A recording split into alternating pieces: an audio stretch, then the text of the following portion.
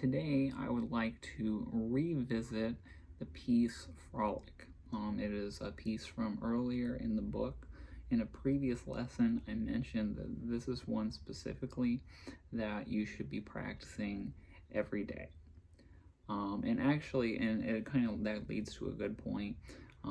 We shouldn't just be playing these things once and then leaving them behind. We should actually be going into them and seeing what's going on. So to build off of our lesson from yesterday, we introduced the A string, and we also learned that because we already know all of the notes on the E string so far that we've learned, all of those notes are also true on the E string, on the low E string.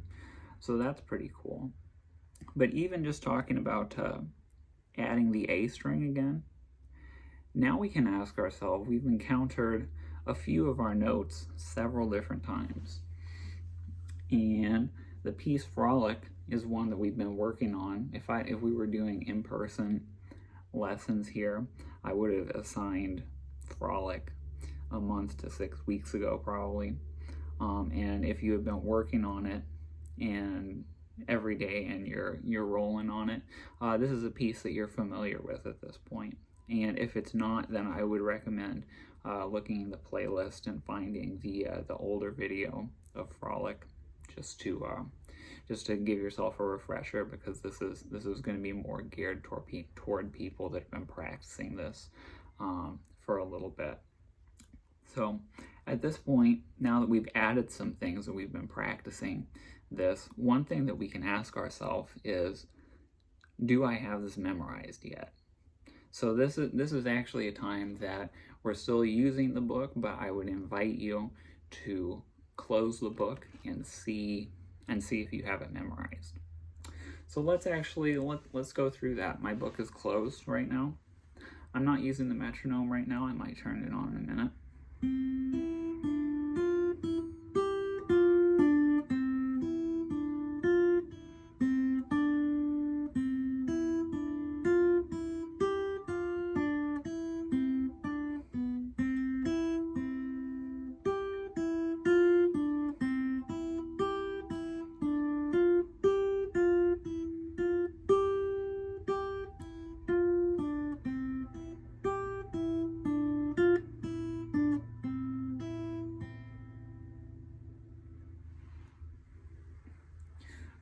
And if it's not quite there and you're just trying to do it from memory for the first time, it's okay. Let yourself work it out, because your fingers probably know it a lot better than you're giving them credit for. So if you mess up on the third line,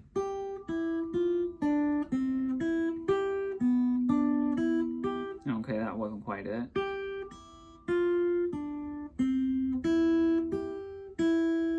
Okay, that sounds like it.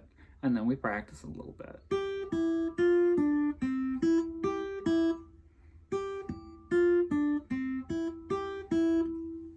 So that's just the original thing. And that's just challenging you to say, do I have this memorized yet? So another thing that we can start thinking about is, well, we've encountered these notes a second time now. The notes are, and just taking the opening maybe 2 measures, C to E, D, F, E, G, F, and D.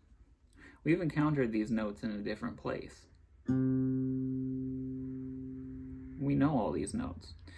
The notes in the piece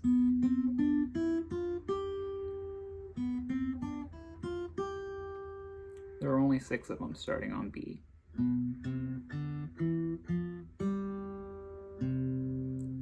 And it starts on a C. So what if we decided to say, can I bring this down an octave? Can I play it down here?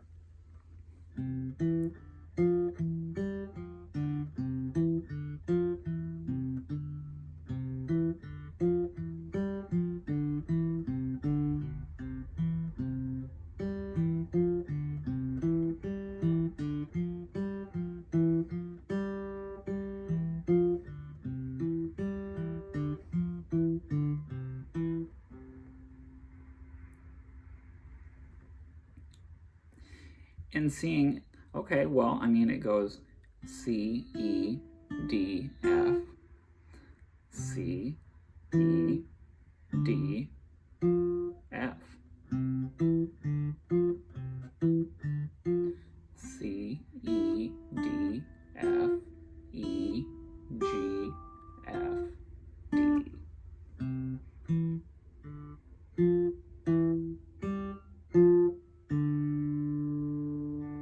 Well, we have all those notes. And as you saw, we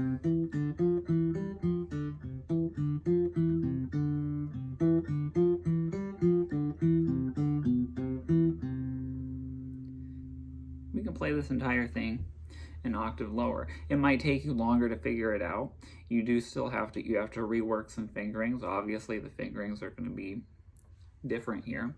And actually, but once you get to playing it, you actually to realize if you're playing it in this position, you're actually only using these two fingers for playing notes, and the rest are just hanging out for muting purposes and just to hang out.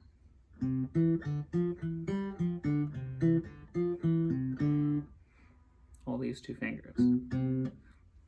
So some ways it might be harder, but I'm actually kind of going a little easy on you too, because we're only using these two.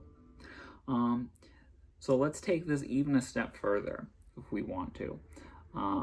We also talked about our tuning notes, and we found out that we have, say, D in two different places. We can also play D at the 5th fret.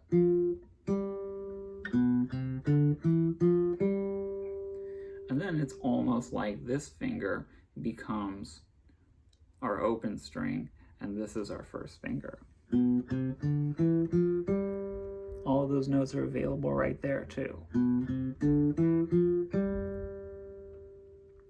And even for beginners, even if this is for the first time that you've gone through the guitar, once I started figuring these things out and started making these connections, this is like what I would think about in class at school. Like when I was like in grade school, I was learning the guitar, and I just started asking myself, well, if I know where this is, what if this is in a different place? And then I would get really excited and end up going home, couldn't wait to get home and pick up the guitar and try to figure it out. And that's when the figuring out the fingerings comes in. So let's see if I can. Maybe.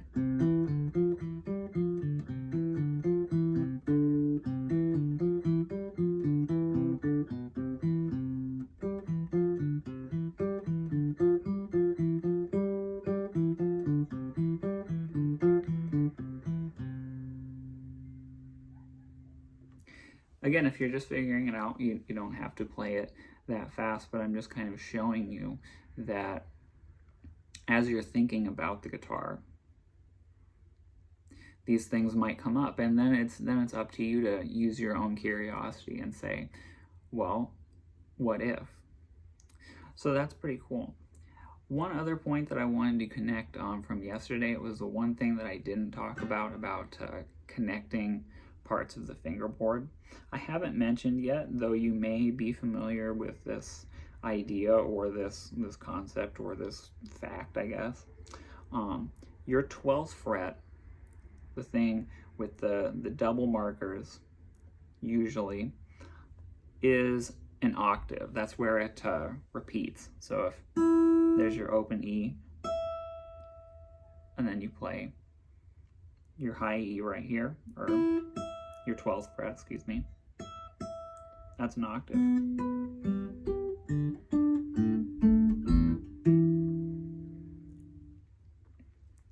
So that being true, if we know that this is an E, same thing as we did before,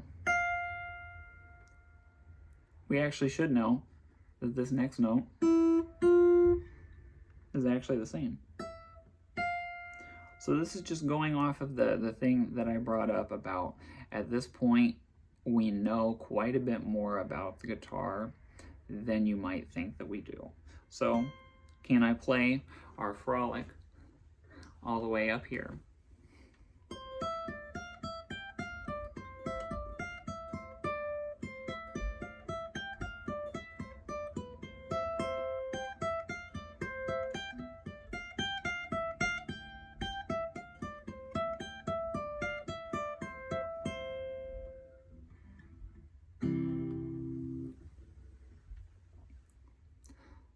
So that is my point for today, is taking some of this stuff now that you've been practicing it for a little bit, and asking yourself that what if, asking yourself, okay, I've been playing this exercise, this frolic, where I've been playing it for a little while. I'm learning all these new notes, and I'm thinking about them, and I'm saying, well, I have C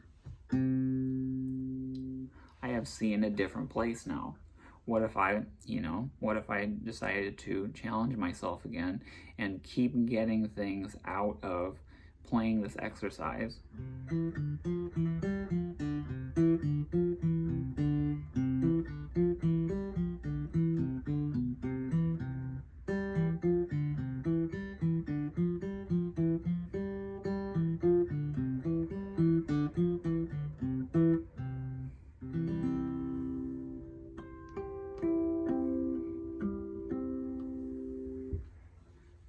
Cool. So if you have any questions about anything, feel free to leave them in the comments. Other than that, thank you very much for watching, and I will see you next time. Thank you.